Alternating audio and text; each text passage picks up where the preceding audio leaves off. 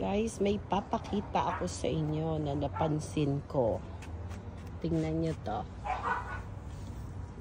Ang ganda niya, diba? This is Graptopetalum. Tapos, kinat ko siya. Ayan, teka. Kinat ko. Tingnan nyo, oh. Merong tumubo, oh. 1, 2. Oh, diba? Tapos, sa mga dahon niya, tingnan nyo, ang daming babies. Oh, diyan ko lang nilagay, oh. Ang dami. Diba? Nakakatuwa. At purple, my favorite color. Diba? Oh, ang ganda nila, guys. So, pwede ko tong ikat. Ito. Para may tumubo ulit. Yan. Cut natin siya. Pero maganda siya, no? This is one of my favorite. Kasi purplish siya. Pinkish purplish. Ayan. Ito malaki. O, diba? Ganda. Ayan. Pero nakakatuwa kasi diyan ko lang nilagay yung mga dahon-dahon niya. Tingnan nyo. Nakakatuwa talaga. Ayan, o. Mga babies lahat. So, isang dahon, isang halaman na yan, guys. Oh, lahat meron, oh. Oh, diba? Paus pa rin ako, no? Ano pa rin ang aking boses. Hindi pa normal. Ayan, tingnan nyo naman. Lahat. Lahat ng dahon may ang halaman na yan. Tingnan natin kung makuha ko to. O, tingnan nyo, guys. Napakaganda. Isang ganito, isang ganyan na yan. O, ganyan po magparami. Tingnan nyo. Ang ganda, diba? Tuwan-tuwa ako nung makita ko siya, o. Lahat. Ito nga, parang ano pa siya, o. Teka, tingnan natin to. Oh, parang dalawa pa ang tinutumutubo sa kanya. Oh, tatlo. Imagine niyo, oh, 1, 2, 3. Diba amazing? Ang ganda ng creation ni Lord, ano? Ma-appreciate nyo ang kabutihan ng Panginoon even sa halaman. Kasi ang ganda-ganda ng gawa ng Panginoon. Ayan, binigay niya yan para i-enjoy natin ang mga halaman. O, diba? Nakakatuwa. Lahat yan, guys. O, may halaman. At gusto nila tong lugar na to kasi lumalabas na yung color nila. Pinkish purple. Tapos ito, kinat ko siya. Tingnan nyo. Isa, dalawa. Oh, dalawa agad ang binigay niya, oh. Ay. Moms is so happy. Ayan. So, ikakat ko ito para meron dyan. Ayan. Oh, diba? Napakatuwa talaga. Pasensya na kayo. Happy lang si Momsy sa aking halaman. So, yan ang aking napansin. Ito naman is jade.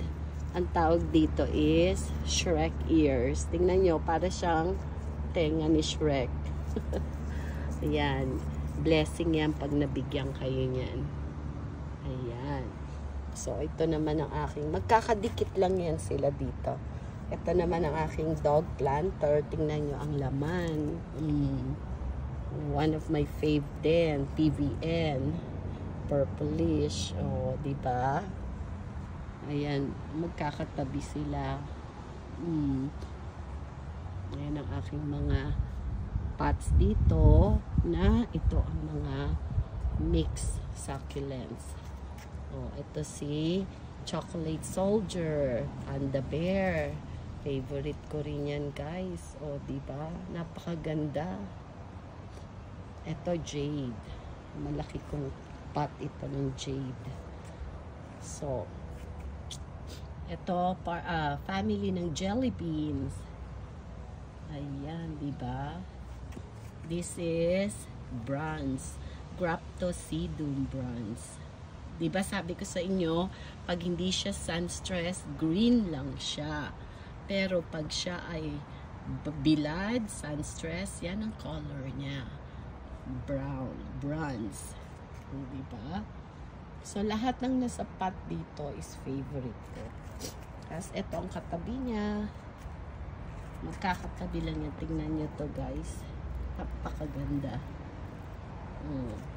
Lahat ng mga alaman ko dyan. Mix is mga favorite natin. O aloe. O, Aeonium. Diba? Ayan.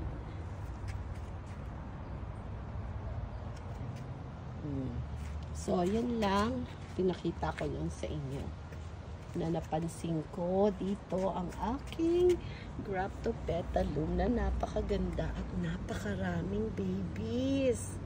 O, diba? Ay, talagang happy si Momsy.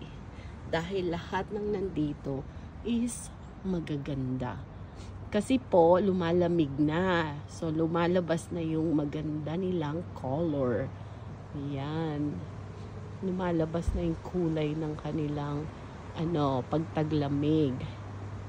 Ayan, magsa-sunset na mamaya. Oh, ayan, nakikita nyo.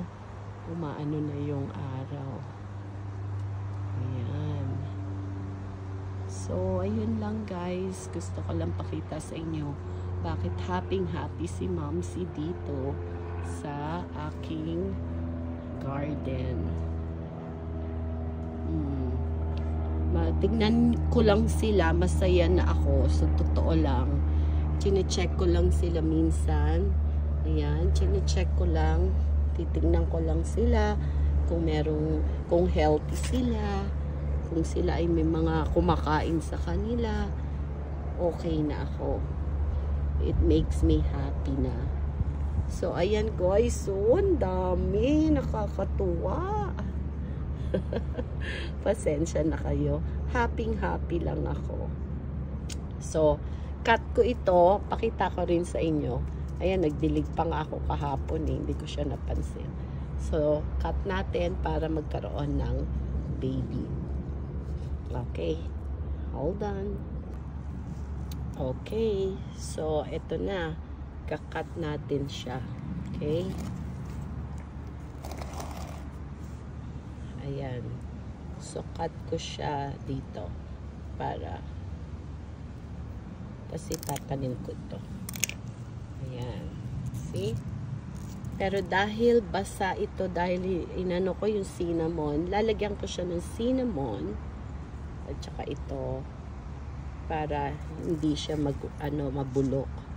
So, tingnan nyo, ikakat ko, kinat ko na. Tapos tatanggalin ko tong dahon, di ba? Ayan oh, sarap ng tunog. Dapat clean, kayo ha, clean cut. Ayan oh. Lalagay ko lang dyan. Dito, oh, mamaya niyan meron na rin bulaklak, meron na rin dahon. Halaman. Ayan. So, itatanim ko ito somewhere, sa iba naman, para kumalat siya. So, abangan natin ito, oh. May tutubo dyan. Katulad nito. Dalawa ang binigay niya, oh. Ganda. Thank you. Napakaganda nyo. Ang purple color nila. Grabe. So, lalagyan ko ng cinnamon, guys. Okay? Ganyan siya pag buo. O, diba napakaganda?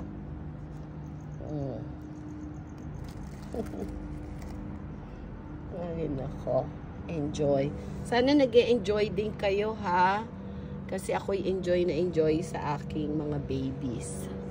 Kita nyo naman, they are so healthy. Healthy sila.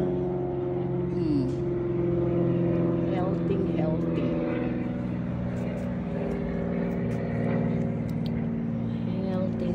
Bago ako magpaalam, papakita ko lang sila sa inyo ulit for the last time. This is, favorite ko rin to. Tingnan nyo. Pag mainit at malamig, namumula lalo yan. This is called campfire. Yan. Yung iba hindi ko masyado nang maano sa dami. Oo. Ito aeonium kiwi to. Pagka lumamig magdidilaw na yan, yellow green. O, diba? May kasamang snake plant ito. O, tingnan nyo. Andyan ang Christmas tree. Ayan, malapit na ang Pasko, guys. Nakahanda na ba kayo para sa Pasko? Hintay kayo kay Mamsi. May Christmas party. Live celebration tayo. Okay? So, get ready. Marami tayong ibibigay na mga pakape, pabigas, at pag-grocery. Okay? So, abangan nyo po yan. Ayan, guys. Look at that. Ang ganda. They call this Christmas tree, oh. Kasi para siyang Christmas tree. Ang ganda, diba? Ito, tingnan nyo. Bear claw. O, diba? Para nga naman siyang bear claw. O, pag sinan-stress nyo siya, bilad kasi ang mga halaman ko dito. Tingnan nyo, parang mga kuko. O, kaya bear claw ang tawag dyan. Parang mga kamay ng bear. O, diba?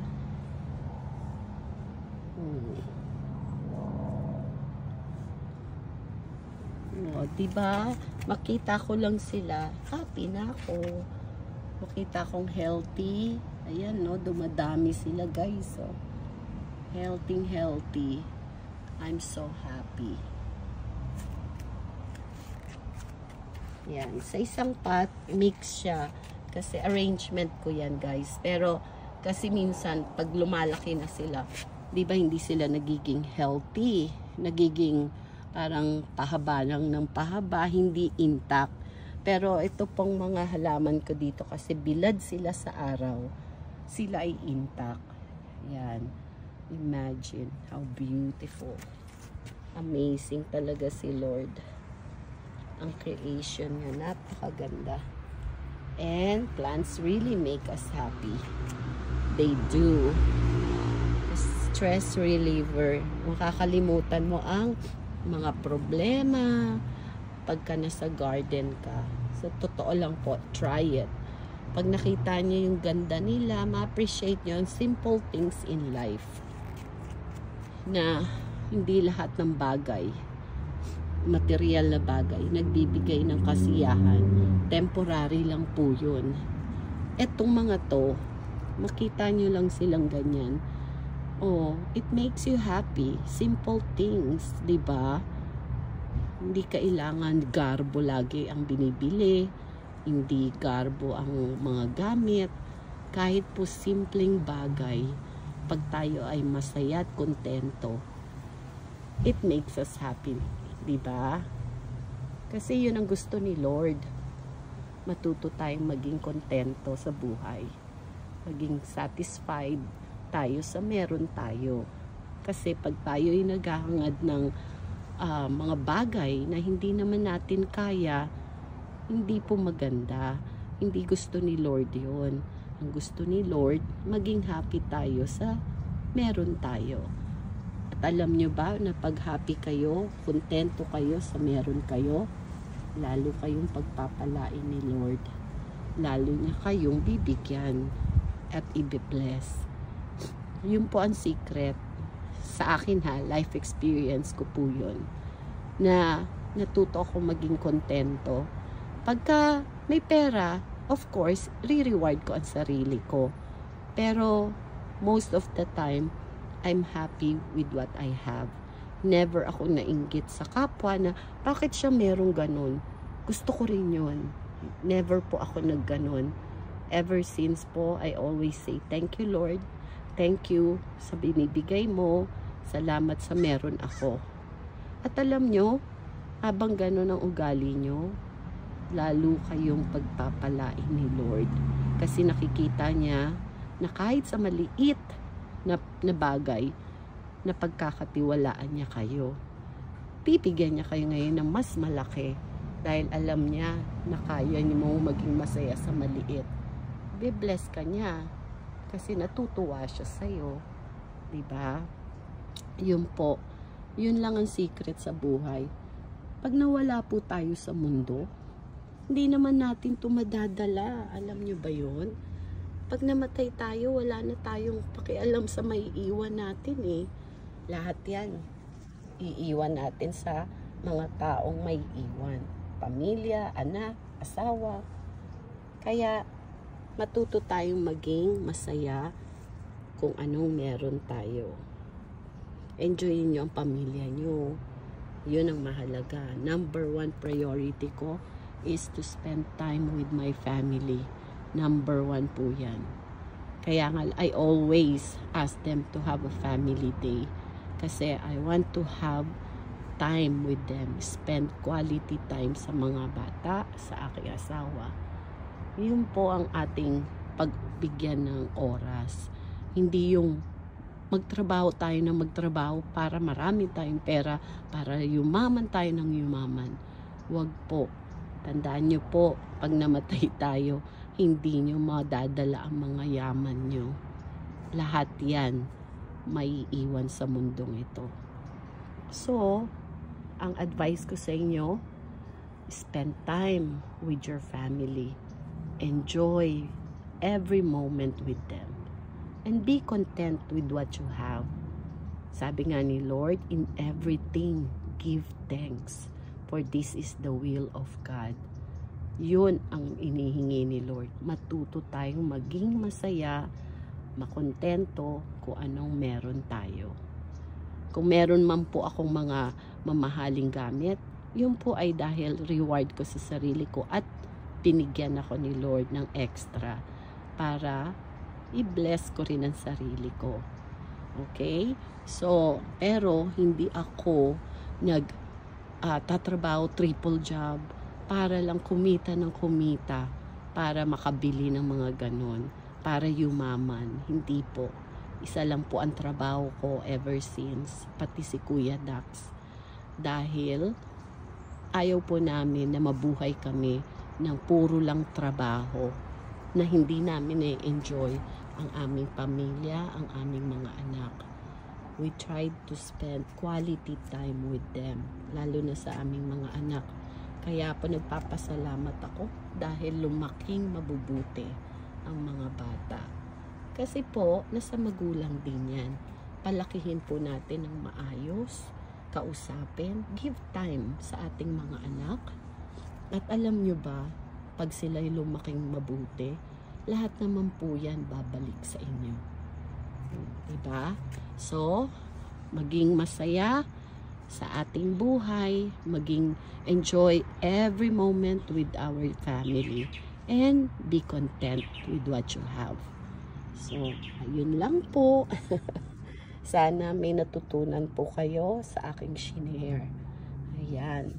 So, once again, ayan, welcome to Momsy Garden. Thank you for watching, guys. God bless everyone. Bye.